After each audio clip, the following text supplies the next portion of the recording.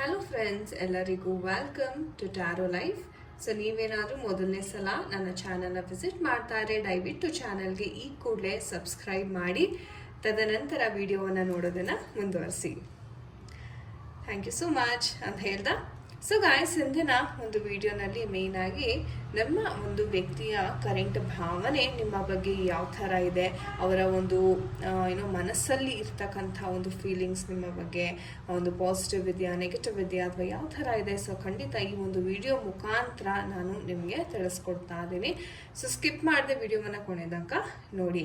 And ತುಂಬ thank you ಯಾರೆಲ್ಲ positive ಆಗಿ ಕಮೆಂಟ್ ಮಾಡ್ತೀರಾ, ಯೂನಿವರ್ಸ್ಗೆ, ಏಂಜಲ್ಸ್ಗೆ ಗ್ರ್ಯಾಟಿಟ್ಯೂಡನ್ನು ತಿಳಿಸ್ತೀರಾ. ತುಂಬ ತುಂಬ ಧನ್ಯವಾದಗಳು. ನಿಮ್ಮ ಸಪೋರ್ಟ್, ಪ್ರೋತ್ಸಾಹ ಇದೇ ಥರ ಇರಲಿ ಅಂತ ನಾನು ಆಶಿಸ್ತೀನಿ. ಸೊ ಬನ್ನಿ ಕ್ವಿಕ್ ಆಗಿ ವಿಡಿಯೋವನ್ನು ಶುರು ಮಾಡೋಣ. ಸೊ ನೀವು ಮಾಡಬೇಕಾಗಿರೋದಷ್ಟೇ, ಕಣ್ಣನ್ನು ಕ್ಲೋಸ್ ಮಾಡಿ ಮೈಂಡನ್ನು ರಿಲ್ಯಾಕ್ಸ್ ಮಾಡ್ತಾ ನಿಮ್ಮ ಪರ್ಸನ್ ಯಾರಿಗೋಸ್ಕರ ಈ ಒಂದು ವಿಡಿಯೋವನ್ನು ನೋಡ್ತಾ ಇದ್ದೀರಾ ಪರ್ಸನ್ನ ಮೈಂಡಲ್ಲಿ ವಿಜುವಲೈಸ್ ಮಾಡ್ಕೋತಾ ಓಕೆ. ಸೊ ಅವರ ಒಂದು ಎನರ್ಜೀಸ್ ಕನೆಕ್ಟ್ ಆಗಲಿ. So dear angels, divine angels, so ಅವರ ಒಂದು ಕರೆಂಟ್ ಭಾವನೆ, ನಿಮ್ಮ ಮನಸ್ಸಿನಲ್ಲಿರ್ತಕ್ಕಂತಹ ಒಂದು ವ್ಯಕ್ತಿಯ ಒಂದು ಕರೆಂಟ್ ಭಾವನೆ ಯಾವ ಥರ ಇದೆ, ಯಾವ ಅಭಿಪ್ರಾಯವನ್ನು ಹೊಂದಿದ್ದಾರೆ ಅವರು ನಿಮ್ಮ ಬಗ್ಗೆ. ಓಕೆ, ಯಾವ ಅಭಿಪ್ರಾಯ ಹೊಂದಿದ್ದಾರೆ ನಿಮ್ಮ ಪರ್ಸನ್. ಓಕೆ, ಆ್ಯಂಡ್ ಫ್ಯೂಚರ್ ಎನರ್ಜೀಸ್ನ ಸಹ ನಾನು ಇಲ್ಲಿ ಪಿಕ್ ಮಾಡ್ತೀನಿ. ಸೊ ನೋಡೋಣ ಫ್ಯೂಚರಲ್ಲಿ ಅವರ ಒಂದು ಎನರ್ಜೀಸ್, ಅಂದರೆ ನಿಯರ್ ಫ್ಯೂಚರ್ ಎನರ್ಜೀಸ್, ಅಂದರೆ ಒಂದು 3 months ಎನರ್ಜೀಸ್ ಯಾವ ಥರ ಇರ್ತಾ ಇದೆ ನಿಮ್ಮ ಮತ್ತು ನಿಮ್ಮ ಒಂದು ಪರ್ಸನ್ ನಡುವೆ. Okay right. So these are the energies. So guys, ಹೇಳಬೇಕು ಅಂದರೆ ತುಂಬ ಅದ್ಭುತ ಅಂತಲೇ ಹೇಳ್ಬೋದು. ಯಾಕಂತಂದರೆ ನಿಮ್ಮ ಪರ್ಸನ್ ಎಕ್ಸ್ಪ್ರೆಸ್ ಮಾಡದೇ ಇದ್ರೂ ಓಕೆ, ಅವ್ರಿಗೆ ಹೇಳಬೇಕಂದ್ರೆ ನೋಡಿ, ಸೋಲ್ಮೇಟ್ ಕಾರ್ಡ್ ಫಸ್ಟ್ ಬಂದಿರೋದ್ರಿಂದ ತುಂಬ ತುಂಬ ಪಾಸಿಟಿವ್ ಆಗಿದೆ ಅಂತ ಹೇಳ್ಬೋದು.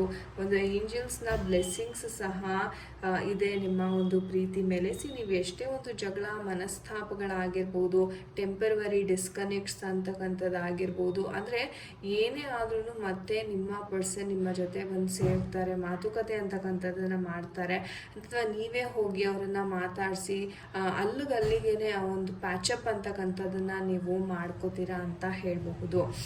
ಸೊ ಒಂದು ರೀತಿ ಹೇಳೋದಾದರೆ ಎಮೋಷ್ನಲ್ ಬಾಂಡ್ ಅಂತಕ್ಕಂಥದ್ದು ತುಂಬಾ ಚೆನ್ನಾಗಿದೆ. ಆದರೆ ಇದೇ ರೀತಿ ನೀವು ಇರೋ ಥರ ನಡ್ಕೋಬೇಕಾಗುತ್ತೆ. ಯಾಕಂದರೆ ಕೆಲವೊಮ್ಮೆ ಏನಾಗುತ್ತೆ, ಎಷ್ಟೇ ಅನ್ಯೋನ್ಯತೆಯಿಂದ ಇದ್ರೂ ಕೆಲವೊಂದು ವಿಚಾರಗಳು ತುಂಬಾ ಡಿಸ್ಟರ್ಬ್ ಮಾಡಿಬಿಡತ್ತೆ. ಆವಾಗ ನಿಮ್ಗೆ ಏನು ಮಾಡಬೇಕು, ಯಾವ ಥರ ಇದನ್ನು ಹ್ಯಾಂಡಲ್ ಮಾಡಬೇಕು ಅಂತ ಗೊತ್ತಾಗೋದಿಲ್ಲ. ಸೊ ಅವಾಗ ಏನು ಮಾಡಿ ಅಂತಂದರೆ ದೈವದ ಮೊರೆಯನ್ನು ಹೋಗಬೇಕಾಗತ್ತೆ ನೀವು. ಓಕೆ, ಯಾಕಂದರೆ ಯಾವಾಗ ಜೀವನದಲ್ಲಿ ತುಂಬ ಅನ್ಸ್ಟೆಬಿಲಿಟಿ ಬರುತ್ತೆ, ಆವಾಗ ನಿಮಗೆ ಒಂದು ವಿಚಾರ ಏನಪ್ಪ ಅಂದರೆ ಸ್ವಲ್ಪ ತಾಳ್ಮೆಯಿಂದ ಇರಬೇಕಾಗತ್ತೆ. ಸಡನ್ನಾಗಿ ಏನೋ ಒಂದು ವಿಚಾರ ಬಂತು, ಓಕೆ ಇವ್ರು ಹಿಂಗೆ ಅಂದ್ಬಿಟ್ಟು ನಾನು ಸಡನ್ನಾಗಿ ರಿಯಾಕ್ಟ್ ಮಾಡಿಬಿಡ್ತಕ್ಕಂಥದ್ದು, ಆ ಥರ ಮಾಡಲಿಕ್ಕೆ ದಯವಿಟ್ಟು ಹೋಗಬೇಡಿ. ಯಾವುದೇ ಒಂದು ವಿಚಾರ ಇಲ್ಲಿ, ಯಾವುದೇ ಒಂದು ಪರಿಸ್ಥಿತಿಗಳು ಬರಲಿ, ಫಸ್ಟು ನೀವು ತಾಳ್ಮೆಯಿಂದ ಕೂತು ಯೋಚನೆ ಮಾಡಿದಾಗ ನಿಮಗೆ ಅದರ ಒಂದು ಹಿಂದೆ ಇರ್ತಕ್ಕಂಥ ಉದ್ದೇಶ ಅಂತಕ್ಕಂಥದ್ದು ಗೊತ್ತಾಗುತ್ತೆ. ಆ್ಯಂಡ್ ಎಷ್ಟೋ ಜನ ಹೇಳಬೇಕು ಅಂತಲೇ ಯಾರೆಲ್ಲ ಪ್ರಾಬ್ಲಮಲ್ಲಿದ್ದೀರಾ, ಒಂದು ಕೌನ್ಸಿಲರ್ನ ಆದಷ್ಟು ಬೇಗ ನೀವು ಕನ್ಸಲ್ಟ್ ಮಾಡೋದು ಉತ್ತಮ.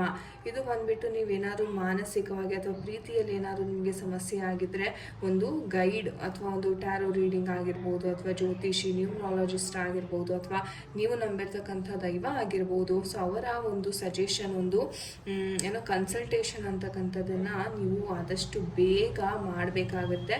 ಆವಾಗ ನಿಮಗೆ ಕೆಲವೊಂದು ವಿಚಾರಗಳು, ನಿಮಗೆ ಗೊತ್ತಿಲ್ಲತಕ್ಕಂಥ ವಿಚಾರಗಳು ನಿಮಗೆ ಗೋಚಾರ ಆಗೋದಕ್ಕೆ ಹೋಗುತ್ತೆ.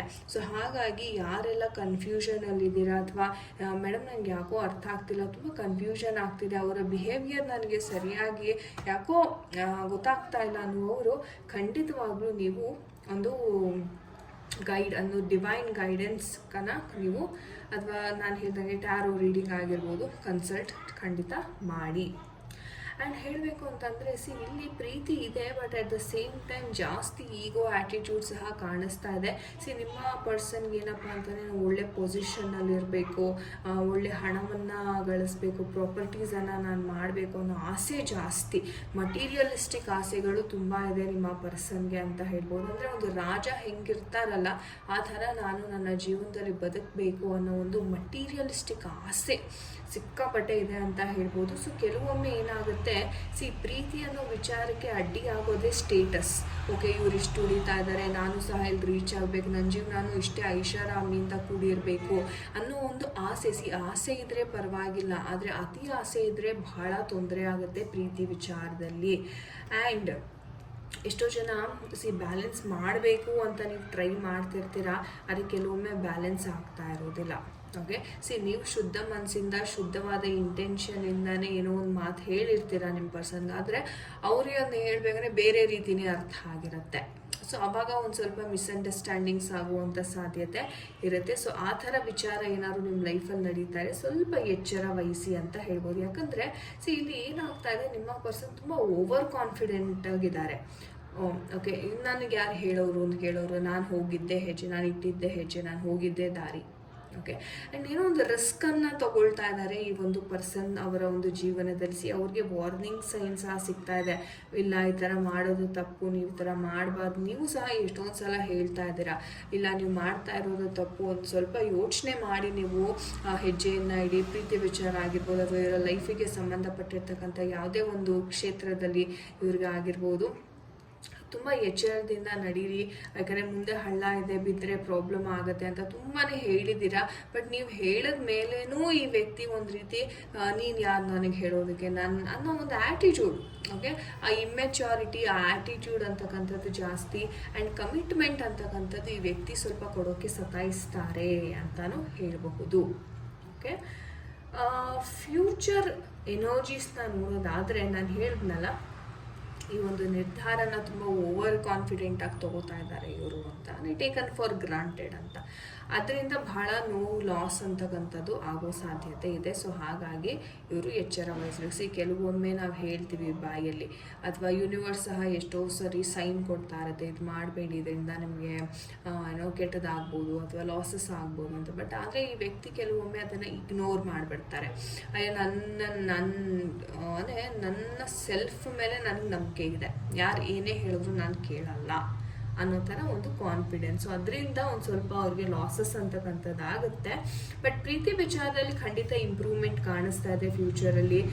ನಿಮಗೆ ಹೇಳಬೇಕಾದ್ರೆ ನಿಮಗೆ ಸ್ವಲ್ಪ ಟೈಮ್ ಕೊಡುವಂಥದ್ದು, ಅಥವಾ ನಿಮ್ಮ ಬಳಿ ಬಂದು ಮಾತುಕತೆ ಮಾಡ್ತಕ್ಕಂಥದ್ದು ಕೆಲವೊಂದು ವಿಚಾರದಲ್ಲಿ. ಅದೇ ನಾನು ಹೇಳಿದ್ನಲ್ಲ, ಕೆಟ್ಟ ಮೇಲೆ ಬುದ್ಧಿವಂತು ಅಂತ. ಸೊ ಆ ಥರ ವಿಚಾರದಲ್ಲಿ ನಿಮ್ಮ ಗೈಡೆನ್ಸ್ ಅಂತಕ್ಕಂಥದ್ದನ್ನ ಮುಂದೊಂದು ದಿನ ಅವರು ಖಂಡಿತ ತಗೋತಾರೆ. ಒಂದು ಹ್ಯಾಪಿ ಕುಟುಂಬನ ನಾನೇ ನೋಡ್ತಾ ಇದ್ದೀನಿ. ಸೊ ಫ್ಯಾಮಿಲಿ ಸಪೋರ್ಟ್ ಸಹ ಇಲ್ಲಿ ಎಷ್ಟೋ ಜನಕ್ಕೆ ಸಿಗ್ತಾ ಇದೆ ಅಂತಲೇ ಹೇಳ್ಬೋದು. ಸೊ ಇವರ ಫ್ಯಾಮಿಲಿ ಆಗಿರ್ಬೋದು, ಅಥವಾ ನೀವೇ ಎಷ್ಟೋ ಸಲ ಇವ್ರ ಫ್ಯಾಮಿಲಿ ಜೊತೆನ ಭೇಟಿನೂ ಸಹ ಆಗಿ ಬಂದಿರ್ತೀರ ಎಷ್ಟೋ ಜನ. ಸೊ ಒಂದು ರೀತಿ ಹೇಳ್ಬೇಕಂದ್ರೆ ಒಂದು ಫ್ಯಾಮಿಲಿ ಇವ್ರ ಹಿಂದೆ ಇದೆ, ಫ್ಯಾಮಿಲಿಯಿಂದಾನೇ ಇವ್ರು ಮುಂದೆ ಬರ್ತಾರೆ. ಒಂದು ಸಪೋರ್ಟ್ ಅಂತಕ್ಕಂಥದ್ದು ಇವ್ರಿಗೆ ಶೀಘ್ರವಾಗಿ ಸಿಗ್ತಾ ಇದೆ ಅಂತ ಹೇಳಬಹುದು. ಆ್ಯಂಡ್ ಹಣಕಾಸಿನ ವಿಚಾರದಲ್ಲಿ ಪ್ರೋಗ್ರೆಸ್ ಮಾಡ್ತಾರೆ. ಆದರೆ ಕಮಿಟ್ಮೆಂಟ್ ವಿಚಾರದಲ್ಲಿ ನೆಕ್ಸ್ಟ್ 3 months ಸ್ವಲ್ಪ ಆಟ ಆಡಿಸ್ತಾರೆ ಅಂತ ಹೇಳಬಹುದು. ಬಟ್ ಎಸ್, ಖಂಡಿತವಾಗ್ಲೂ ಪ್ರೀತಿ ಅಂತಕ್ಕಂಥದ್ದು ಇರೋದ್ರಿಂದ ಮುಂದೊಂದು ದಿನ ನಿಮ್ಮ ಪ್ರೀತಿ ಖಂಡಿತ ಸಕ್ಸಸ್ ಆಗುತ್ತೆ. ಓಕೆ, ಸೊ ನೋಡೋಣ ನಮ್ಮ ಏಂಜಲ್ಸ್ ಕಡೆಯಿಂದ ಯಾವ ಒಂದು ಗೈಡೆನ್ಸ್ ಸಿಗ್ತಾ ಇದೆ ಈ ಒಂದು ವಿಚಾರವಾಗಿ. ಓಕೆ, ಏನೋ ಹೇಳ್ತಾ ಇದ್ದಾರೆ, ಟ್ರಸ್ಟ್, ಓಕೆ, ನಂಬಿಕೆಯನ್ನು ಇಡಿ ಅಂತ ಹೇಳ್ತಾ ಇದ್ದಾರೆ. ಯಾವುದೇ ಕಾರಣಕ್ಕೂ ನಂಬಿಕೆಯನ್ನು ಕಳ್ಕೋಬೇಡಿ ಅಂತ. ಇನ್ಯಾವ ಗೈಡೆನ್ಸ್ ಇದೆ ಏಂಜಲ್ಸ್ ತಿಳಿಸ್ಕೊಡಿ.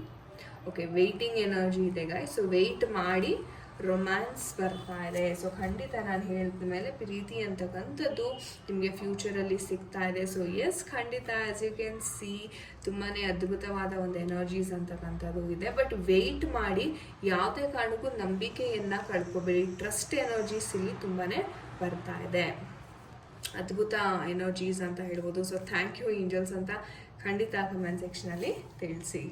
ಓಕೆ. ಸೊ ಗಾಯ್ಸ್, ಇದಾಗಿತ್ತು ಇವತ್ತಿನ ಒಂದು ರೀಡಿಂಗ್. ಐ ಹೋಪ್ ನಿಮಗೆ ಇಷ್ಟ ಆಗಿದೆ. ಯಾರ ಜೊತೆ ಎಲ್ಲ ಇದು ಕನೆಕ್ಟ್ ಆಯಿತು ಖಂಡಿತ ಕಮೆಂಟ್ ಸೆಕ್ಷನ್ ಮುಖಾಂತರ ತಿಳಿಸ್ಕೊಡಿ ಅಂತ ಹೇಳ್ತಾ, ಆ್ಯಂಡ್ ನಿಮ್ಗೆ ಏನಾದ್ರು ಪರ್ಸ್ನಲ್ ರೀಡಿಂಗಿನ ಅವಶ್ಯಕತೆ ಇದೆ, ಡಿಸ್ಕ್ರಿಪ್ಷನ್ ಬಾಕ್ಸಲ್ಲಿ ಕಾಂಟ್ಯಾಕ್ಟ್ ನಂಬರ್ ಇರುತ್ತೆ, ಖಂಡಿತ ಅಪ್ರೋಚ್ ಮಾಡಿ ಅಂತ ಹೇಳ್ತಾ, ತುಂಬ ತುಂಬ ಧನ್ಯವಾದಗಳು ಯಾರೆಲ್ಲ ತಾಳ್ಮೆಯಿಂದ ವಿಡಿಯೋವನ್ನು ಇಲ್ಲಿ ತನಕ ನೋಡಿದ್ದೀರಾ. ಮುಂದಿನ ವಿಡಿಯೋನಲ್ಲಿ ಸಿಗ್ತೀನಿ. ಎಲ್ಲರಿಗೂ ನಮಸ್ತೆ. ಹರೇ ಕೃಷ್ಣ.